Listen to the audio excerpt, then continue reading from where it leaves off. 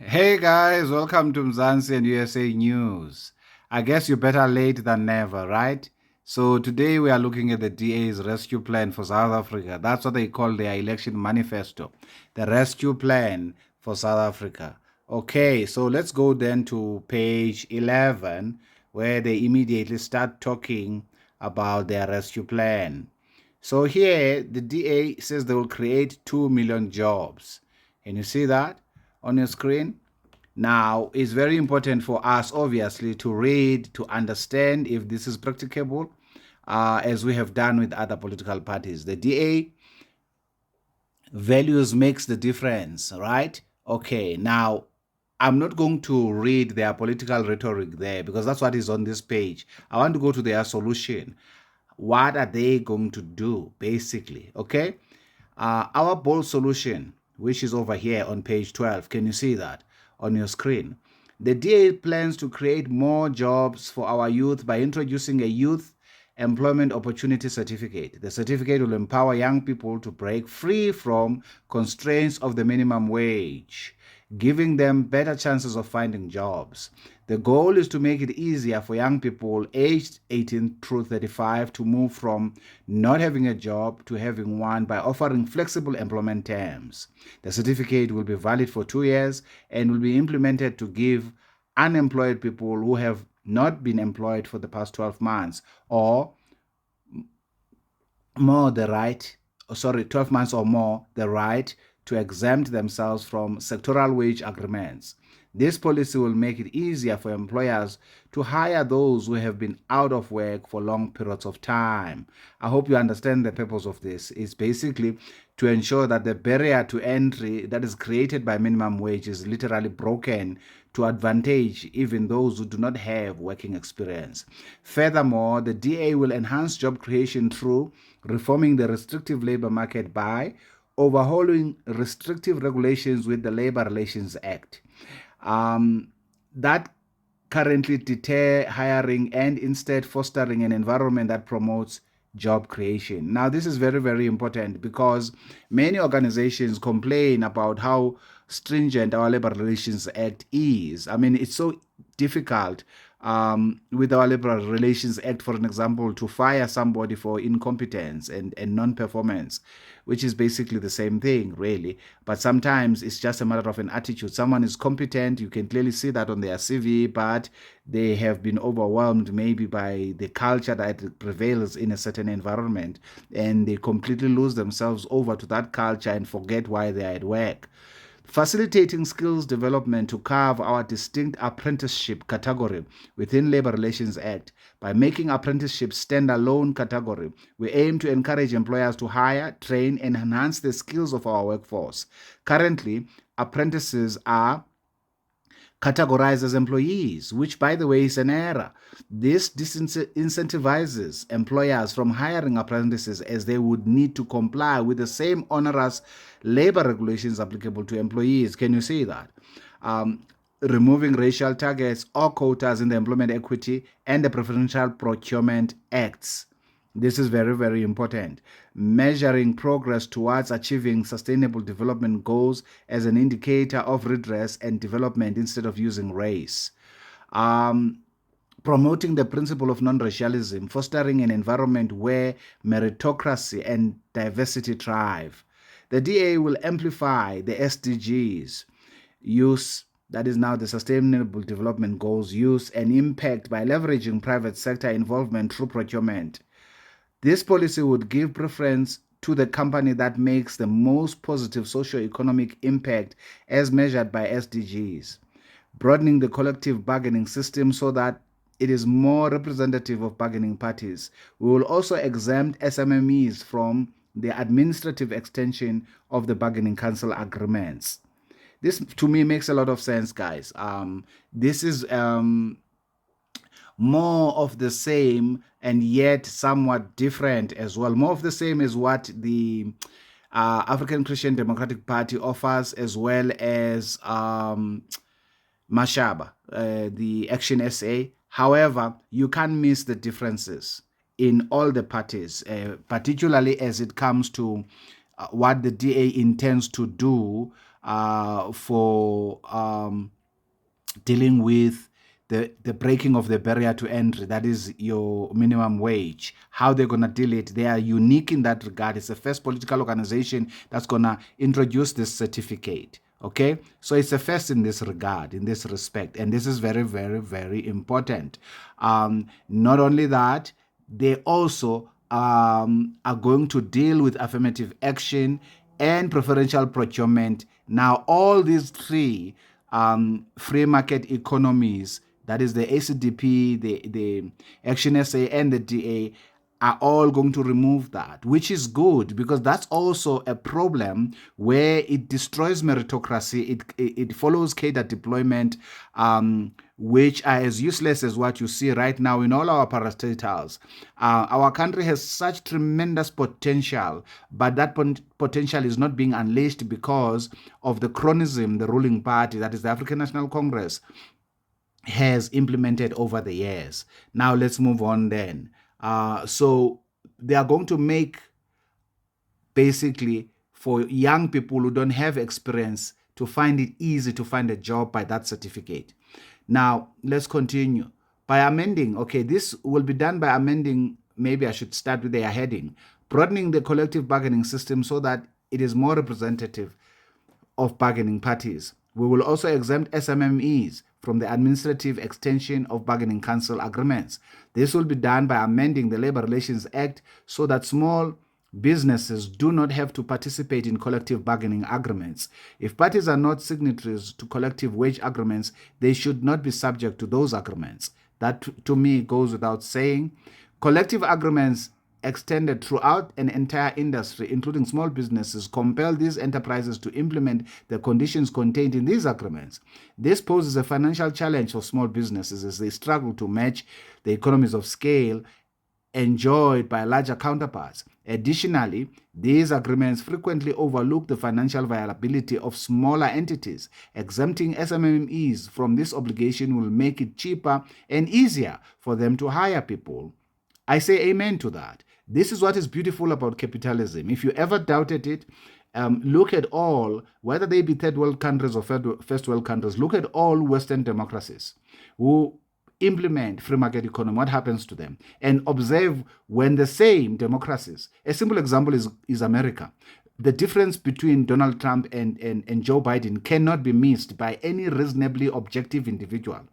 Donald Trump is a capitalist true and true. Joe Biden has introduced communism and socialism via the back door in the Democratic Party in America, the same way the ANC has introduced the same in South Africa in a democratic country.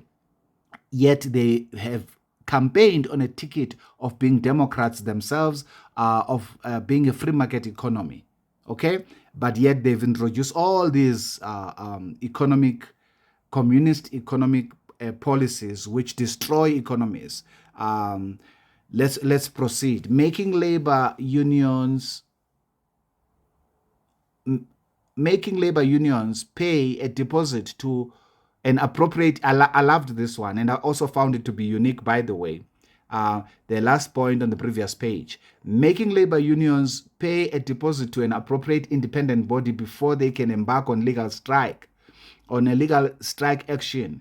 Any damage or destruction caused during strikes should be reimbursed out of the deposit paid by those undertaking the strikes. Hooray! You will see how quickly they will monitor their members. I like this. This is a very, very solid point that the DA is look, we cannot operate with the law of the jungle. And I must say that it is, for me, nauseating to see people defending this lawlessness we always see when people strike, where they bend tires on the road, they put ginormous rocks on the road. People either have to be civilized and become part of society, right? Or have to simply, go to prison. It's just that simple. Or pay the hefty fines that are due. Because if they destroy property and they are hitting their pocket where it matters most, believe you me, this will cease to exist. They will have striking marshals, union marshals, marshalling everyone who's taking place there, and there would be no vandalism of any property. Believe you me, once they are hit where it matters the most, their pocket.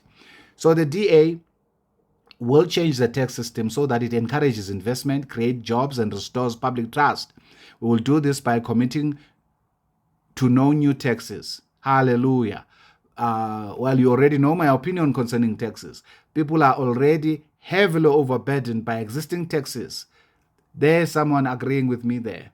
There's a whole political party in agreement that we are already overburdened by existing taxes. Rather than trying to extract more out of the approximately 5.5 million people who keep South Africa coffers afloat, we need to broaden the pool of taxpayers.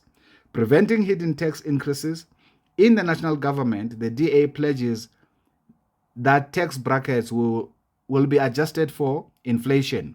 This way, income will not be depleted by the introduction of so-called stealth taxes.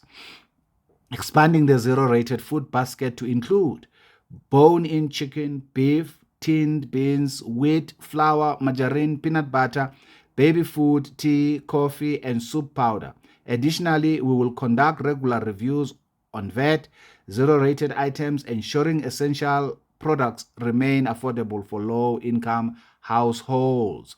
Now, this for me is, once again, when you contrast all the political parties, the DA is separating itself here, because this will go a long way in ensuring that the inflation which we currently feel, you feel it much less. You are able to put bread on the table.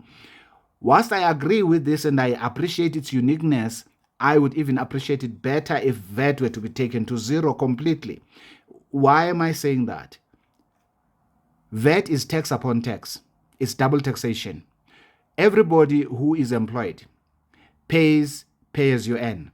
Whether you are under standard income tax on employees or you are just under normal pay as you earn, but you're paying tax from your salary. Look at your salary. There is money there that goes to SARS, right, to the tax man. Now, that money depends on the tax bracket in which you fall. Let's say, for the purpose of this discussion, you are on 35%. So that means if you're earning 100 rands, 35 rands is taken before you are paid your 65 rands in your pocket. Okay, now you've got your 65 rands. You now want to go make groceries at Pick n Pay for 5 rands. When you enter Pick n Pay, that 5 rands, you will not be able to get groceries for 5 rands, because out of that 5 rands, 1 rand 50 is going to be VAT, which is basically money that Pick n Pay benefits nothing from. And many people do not know this. This money goes back to the same person who took 35% of your 100 rands. Government. And all companies that are registered as VAT vendors like Pick n Pay have to claim that input tax for them to pay output tax. They hand over that money as it is to SARS. And the question is, why must we be taxed on money that has already been taxed? And then, notwithstanding that, moving away from people who are on salaries, you go to companies. Companies get to be taxed as well, a certain percentage, which is 28% of their income, right? So they have what they call income before tax, after they've made certain deductions, and then they will deduct the 28% on that amount, and then it's paid over to SARS. So hence I'm saying it wouldn't do us any harm to remove VAT completely. Instead, it will increase the quality of life that the poor, who are suffering immensely right now under these circumstances which we find ourselves, which were imposed to us by Ramaphosa's ANC.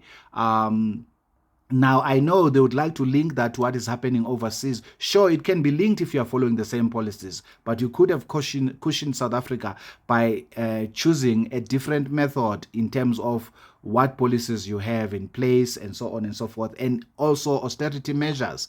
You reduce your borrowing, because our inflation is directly linked to how much the country is what we call owing IMF and all these foreign bodies that are taxing this country heavily. And this money, as you know, during COVID was stolen by the comrades, right? Nevertheless, we're talking about the DA today, and hence they say they are going to enhance SARS's capabilities is their top priority. Enhance SARS capabilities is a top priority. We will ensure that everybody pays their fair share by intensifying SARS efforts to fight tax fraud, illicit trade, collect unpaid income, and VAT, ensure taxpayers file and pay on time. These are the things that, as I'm reading, the people who are in MK party who understands English are probably having twins right now. Why? This is what their father, Jacob Zuma, sought to destroy, SARS. Okay? Now, if you destroy SARS, you're destroying our democracy, and that's the truth. Okay, this is documented in Nugent's report, it's documented in Zondo Commission's report. Let's move on. We cannot grow the economy without controlling our public finances, slashing red tape and enhancing competition. This is very, very important. The DA will get our public finances under control by stabilizing public debt. This is important because I just spoke to it now. The DA will establish debt ceilings in the form of fiscal rule to limit annual government borrowings, avoiding further debt crisis.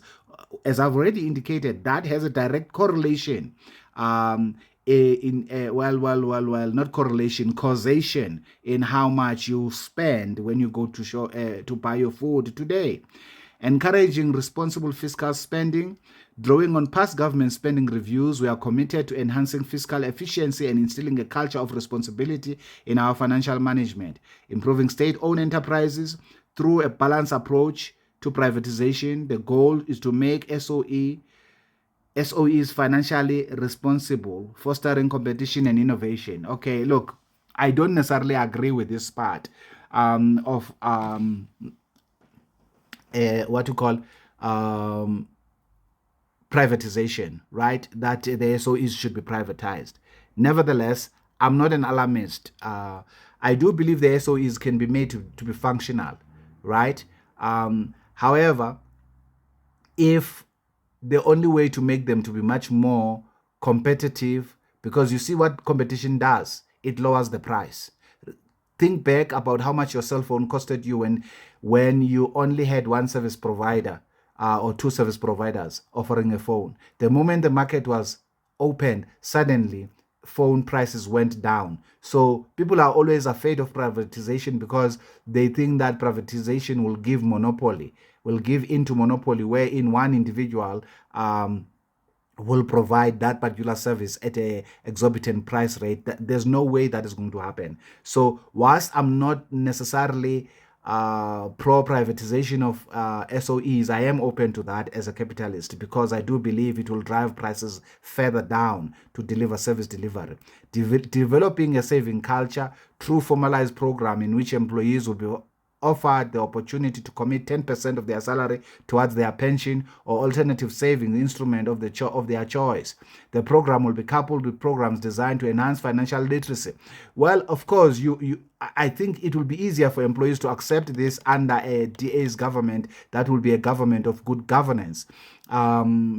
That would not chow that money as it is currently the case. You've heard how many times the ANC's politicians have spoken publicly about utilizing our pension money, because I don't know why that bothers them.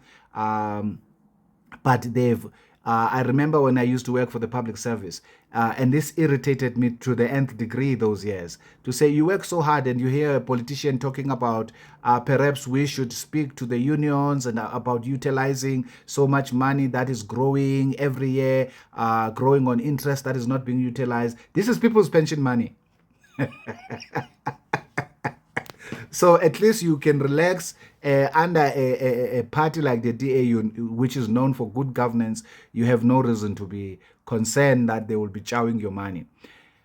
The DA will slash the red tape that holds small businesses through accelerating the introduction of one-stop shops for small businesses to reduce the time and cost of starting business, make it easier for informal traders to sell their goods and services by streamlining bylaws and regulation, expediting the license approval process, and assisting them to comply with the healthy and safety standards. The DA will develop a competitive export-oriented economy by making infrastructure development a top priority, by increasing the ratio of gross fixed capital formation from 14% to 30% of GDP.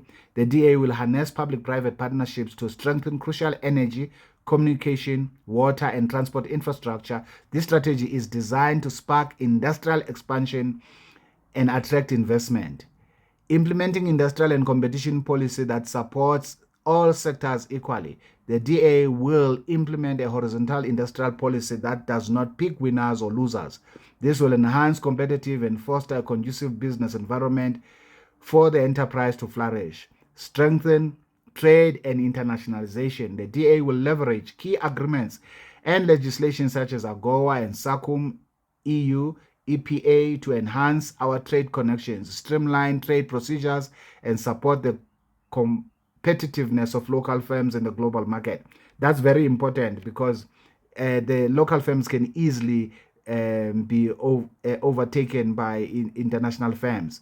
They can fail to compete against products from China and so on and so forth. So it's very important for the DA when they say and support the competitiveness of local firms. Perhaps the question would be the how. We do not, however, support existing localization policies because they jeopardize local business competitiveness, risk international retaliation, and increase the price of goods. This is very similar to what I had asked about the 80% purchase local stuff that the African National Congress and the EFF in particular, was pushing in their manifesto. How will that change things for the better for our economy? Okay, now the DA talks about ending load shedding. All of these political parties talks about that, but I'm not going to focus on that for a simple reason. I didn't focus on that for any of them, save to point out that they are all willing to go the route of mixing, prioritizing investment in the grid first and foremost. The DA promises that a DA government will improve reliability of power supply by unbundling and restructuring ESCOM to establish an open electricity market. We will do this by moving ESCOM away from power generation as far as possible while considering assisting employees and communities who depend on ESCOM, establishing the remaining part of ESCOM responsible for transmission into a separate grid and market operator. The entity will handle functions such as power planning, procurement, contracting, grid system, and electricity market operations function. Prioritizing investment in grid infrastructure, we aim for a flexible grid which can handle generation from different sources. This investment in the grid must be done concurrently with the programs to establish the new power sources. Investment in infrastructure is crucial to support the National Electrification Program, which aims to connect households to the grid. Regularly updating the integrated resource plan to ensure that planning for electricity sector stays up to date with the current energy realities and projected energy demands. Ensuring a diversified and competitive energy sector, including a newly established public-private generators, IPPs, and municipal generators. Ensuring municipal in good financial standing are incentivized through an enabling regulatory environment to generate and buy their own electricity. The DA's key proposal is to create additional electricity supply and end load shedding is the establishment of prosumers, which is producers and consumers. To be honest with you, I think they are heads and shoulders above the rest of the political parties which have taken you through their manifestos.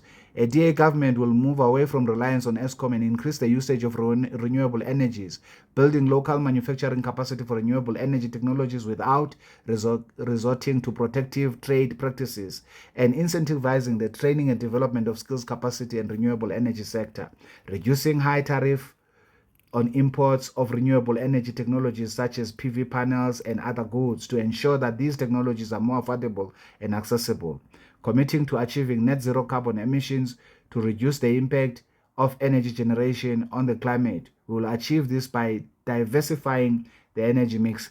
That's the only point that I am not sure I agree with, because they do not give us a deadline by when they will achieve this, which they are committing to. Remember, the world is where it is right now because Joe Biden committed to that, and when America sneezes, the whole world catches the flu. The transition from Trump's presidency into Joe Biden's presidency is what has led to you and I paying more than 50% on food this year than we were 4 years ago when Trump was president in America.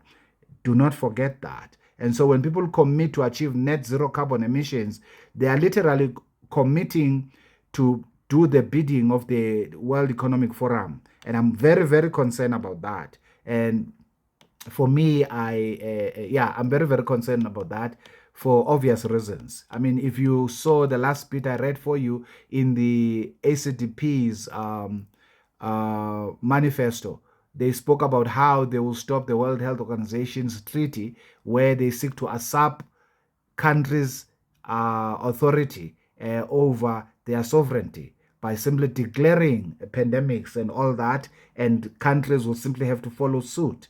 That's nothing but dictatorship. And I found that the ACDP was the only political party that focused on this on their own manifesto. Nevertheless, how will the DA rescue South Africans from water shedding? You can read that for yourself, because I want to get to education. And this is also important. I want to get this to education. The DA has a lot of good things that they say in their manifesto. One of them is how they're going to rescue South Africans from crime, corruption, and lawlessness. That one I certainly have to go through. Why do I have to go through that? Because when we're looking at their bold solution, you'll understand why I had to go through it. South Africa right now is number 1 in rape in the world, is number 3 in murder in the world, and we're number 10 in organized crime in the world. So this bold solution that the DA is providing over here is worthy for us to consider before we go and make our X tomorrow. So a DA government will decentralize policing to capable provinces to effectively fight crime and protect citizens. This will involve devolving specific policing management and governance functions to competent local and provincial government while maintaining a national police force. Amen to that. I'm not quite sure why is the African National Congress insisting on the current model in any case. By allowing a capable provincial and metro governments to manage their own SAPS forces, they can tailor policies and policing plans that are more appropriate to their specific needs, bringing security and safety closer to the communities they serve. I agree with that 100%. The DA will combat crime and improve our criminal justice system by moving towards evidence-based policing and increase the use of proven technologies to prevent, combat, and investigate crime. Identifying crime hotspots will also be central to ensuring the efficient allocation of SAPS resources. Addressing the undercapacity of SAPS by reducing bloated senior management. And this I agree with, because those senior managers do not do anything as far as policing is concerned. This will free up resources for actual boots on the ground and increase procurement of equipment and increase the utilization of modern technologies. Ensuring appointments and promotions within SAPS are based on merit. Hallelujah. We need that more. We need more police to go up the ladder, because then people who have been the boots on the ground, they know what there is to know about policing, the circumstances which the police find themselves under. That is why you cannot have a police officer that was boots on the ground for an extensive period of time, having resolved different crimes, telling you that the police are not supposed to shoot when they are faced with criminals. That's absolute nonsense. Establishing coordinated partnerships with private security, neighborhood watches, and other private role players in safety and security through a whole of society approach. Ensuring that all whistleblowers are adequately protected by putting effective mechanisms in place to give them the confidence to come forward in the first place. This is very, very important and admirable point by the DA, because under the current government, whistleblowers are being dismissed from work, they are being killed, and so on and so forth. Conducting lifestyle audits for all senior police management to combat police corruption. I say amen to that. Strengthening a better funding IP to ensure that SAPS officials who have committed wrongdoing will be dealt with speedily and golden handshakes will no longer occur. Very, very important. Appointing the executive director of IPID by Parliament, following a shortlisting process by an independent panel. This will remove the minister's powers of appointment and entrench IPID's independence. Once again, I agree with that. Why? Because ministers are directly linked to their political parties, and it's easy to corrupt that environment when that is the case, because that's how you do the comrades' bidding. Okay? We need to get rid of that. Strengthen forensic capacity of the SAPS forensic division to To ensure efficient processing of DNA samples, this will be supported by adequate funding and the appointment of external service providers within the private sector to bring down the number of outstanding forensic and DNA tests, as well as reduce the backlog of unprocessed DNA kits. You'll be shocked by this backlog. Huh? And I haven't heard any political party talking about it. So this demonstrates that the DA is actually in government somewhere. They are not just talking theory. Taking cybercrime seriously, using sophisticated technology such as data analytics, artificial intelligence, and digital forensics to protect the state and South African public against cybercrime. The fight and the scourge of gender-based violence will be priority of the DA government. The DA will combat GBV by training staff and police stations for GBV-specific services so that victims receive justice whilst their dignity is maintained. This is very, very important, good people. There's nothing as humiliating as the processes that are currently being followed where a woman has been subjected to abuse or rape, and then they have to go and meet a male in the station who is going to be asking them for evidence. And you know, for me, this is a big no, a really big no. I'm not necessarily saying men should be removed from doing their job in the police stations, but I'm saying there are certain jobs that cannot be done and should not be done by men, and this is one of them. Just like I believe strongly there are certain jobs that cannot be done and should not be done by women. But when a person is a rape victim, normally rape victims are women. Let's start there. And therefore a rape victim who is a female should never find themselves having to answer now to a male again, whilst their trauma is still fresh in their head. That's my opinion, obviously. Okay, let's proceed. Training staff at the police station for GBV-specific services so that victims receive justice whilst their dignity is maintained. Ensuring that healthcare facilities and staff are equipped and trained to use the necessary screening tools to identify GBV cases, report them to SAPS, and support victims. Ensuring that survivors of gender violence can easily access help they need. This includes the provision of healthcare, legal services, safe houses, and dignity kits.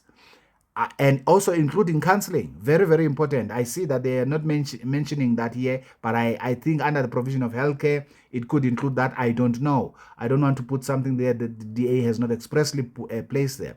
The DA will ensure all citizens of South Africa are protected from public violence, strengthening the public order policing, POP, units, by ensuring that members of the unit are adequately trained and capable of attending to public unrest and protest situations appropriately. A use of force policy will be adopted specifically for the SAPS POP units, limiting lethal force to situations with no reasonable alternative. This is very, very important. SAPS must use force.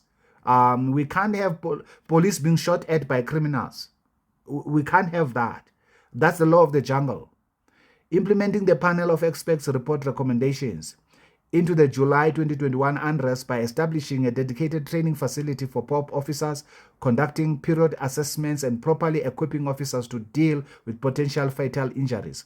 To avoid confusion, the DA will ensure POP officers are provided with proper ascertainable standing orders, with proper ascertainable standing orders. Okay, brilliant. So the DA will approach firearm ownership.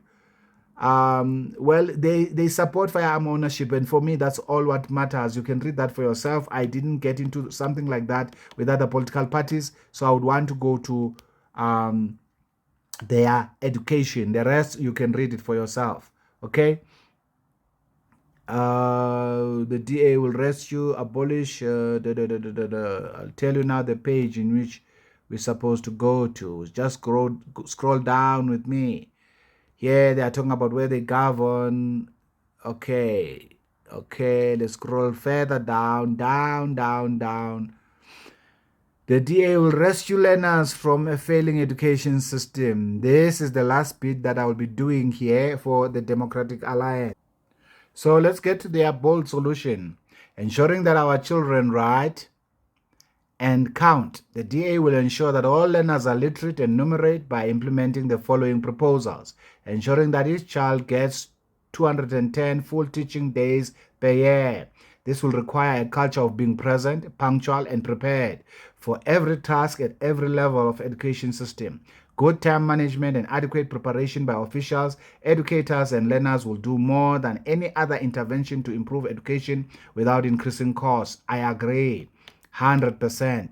To ensure that learners get a full 210 days, the DA will implement a time on task philosophy in all schools. Time on task is an internationally recognized education concept defined as the amount of time spent actively involved in the learning process, acquiring new skills, knowledge, values, and attitudes. The Department of Education must break down the curriculum for every grade and link it to the amount of time in the annual program that should be devoted to the different components.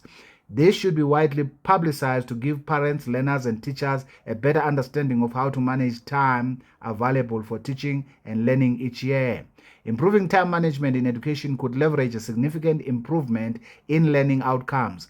Given the amount of time wastage across the system, time management is integral to a culture of excellence. I agree. Devoting the first 2 hours of each school day in the foundation phase, grade R through 3, to developing reading and writing skills. Can you see that? Developing reading and writing skills. Very, very important. So the first 2 hours of each school day in the foundation phase will be spent developing reading and writing skills of learners. Devoting 1 hour each day in the foundation phase to numeracy skills, introducing a national literacy and numeracy test at the end of the foundation phase under the independent invigilation to assess whether learners have acquired these foundational skills, release the results to parents, and intervene appropriately in schools with a high failure rate to identify the causes and to take appropriate rectification steps. I can't agree more.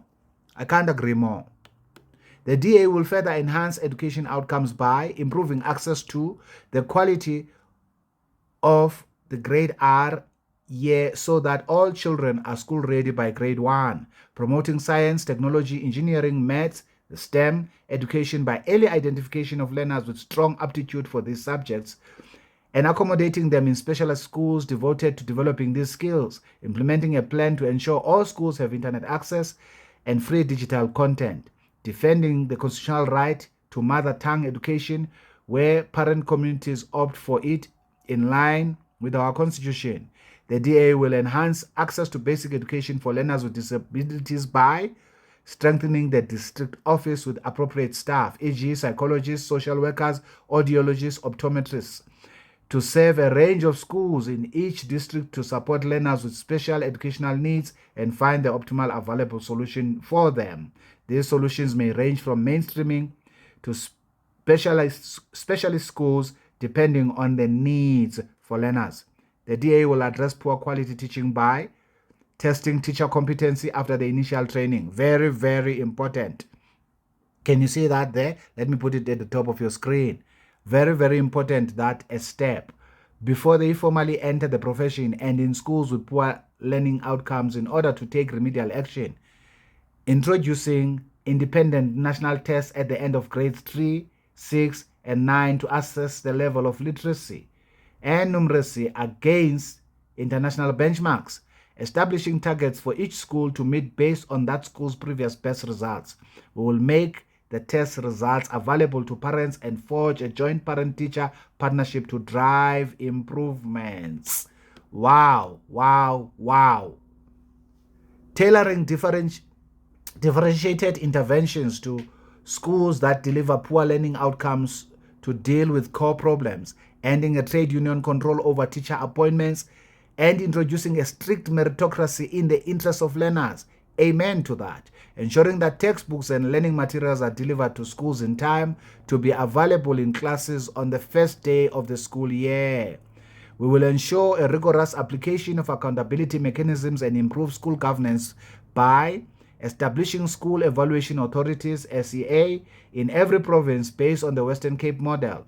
The SEA or the C will independently evaluate schools and publish school evaluation reports so parents in each community can access information on their school's performance and the core reasons for the underperformance, expanding the footprint of the collaboration of schools pioneered in the Western Cape These schools establish a partnership between school communities and independent educational experts and funders to govern schools in the interest of improving learning outcomes.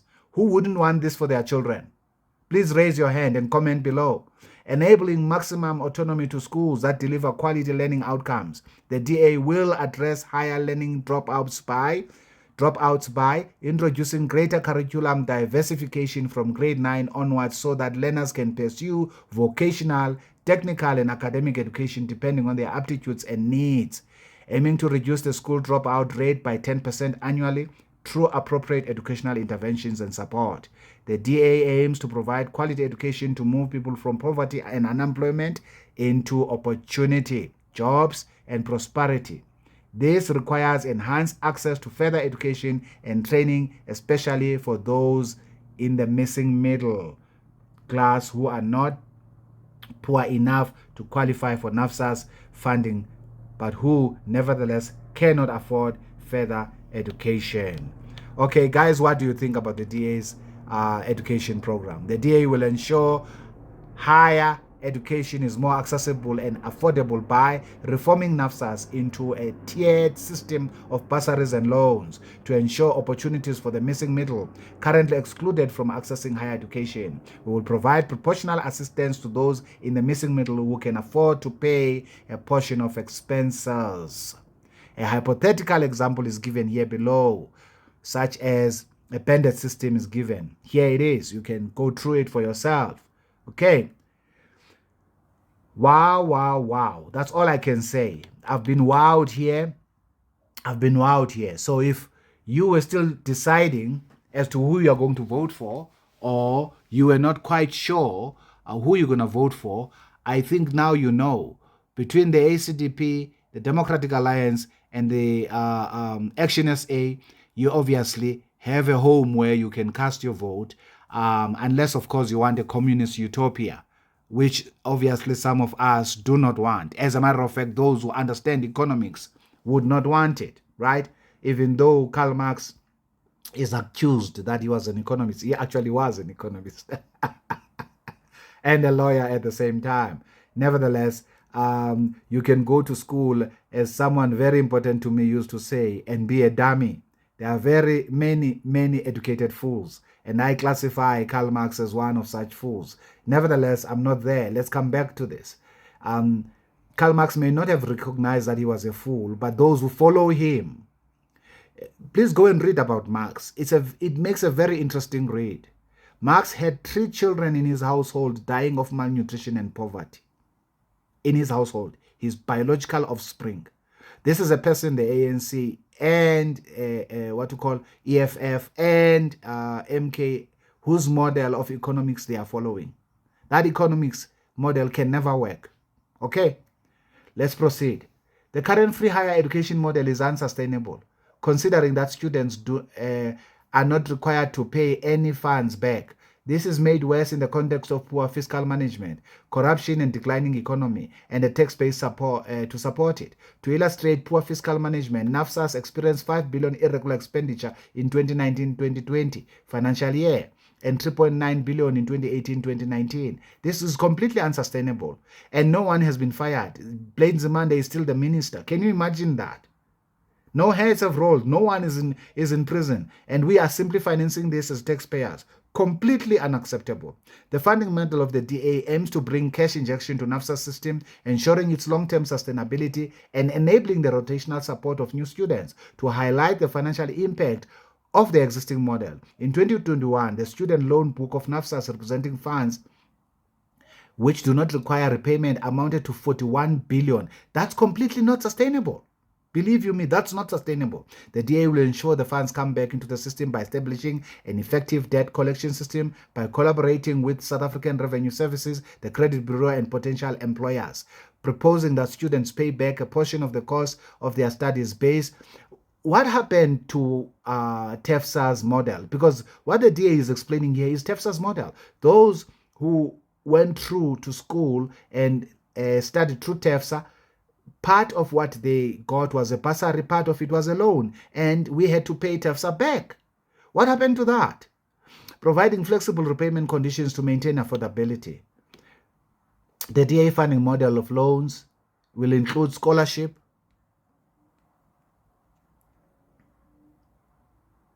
can you see that?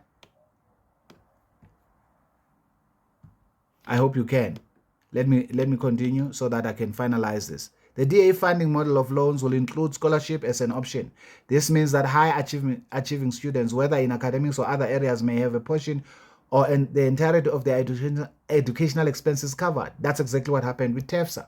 The DA will further enhance access to funding within the system for scarce skills by collaborating with the private sector to enhance access to student funding via bank loans and sponsored scholarship, specifically focus on developing scarce skills the economy requires, streamlining student funding to specific career fields to address critical skills shortages. The DA will expand the existing quality within our university by investing in research and innovation to improve higher education outcomes and tailor immigration policies to attract top-level researchers and excellent academics around the world. The DA will improve and research technical and vocational learning by initiating technical and vocational educating skills training through 3 distinct channels within educational systems: schools, colleges, and universities. The integration of skills training will commence at the secondary school level, establishing dedicated technical schools and implementing technical streams with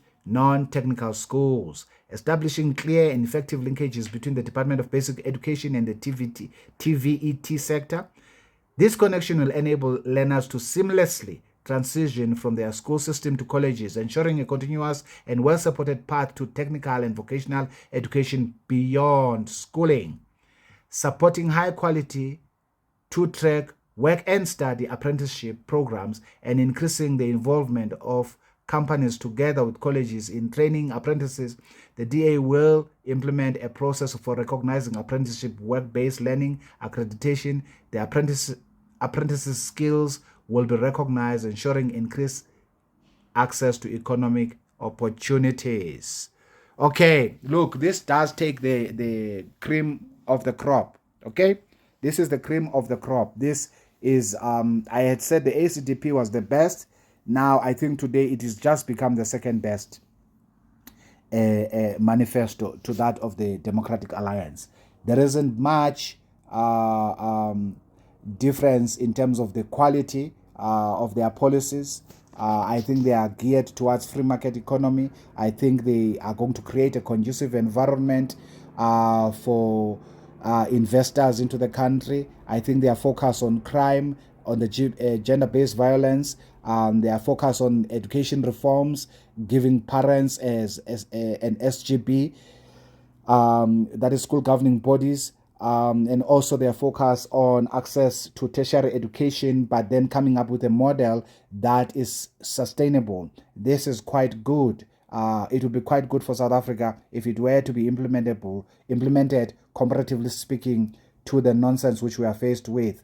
They all are going to bring meritocracy, all 3 political parties, the Action SA, ACDP, the DA.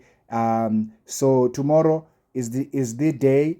I would say to you, go out there and make a difference. Here are the 3 political parties which, in my view, you can vote for to stop the nonsense of always asking, if we don't vote for the ANC, who are we going to vote for? I've taken the pains to go through these political organizations' manifestos to take out nonsense that is there, to ask the relevant questions when necessary.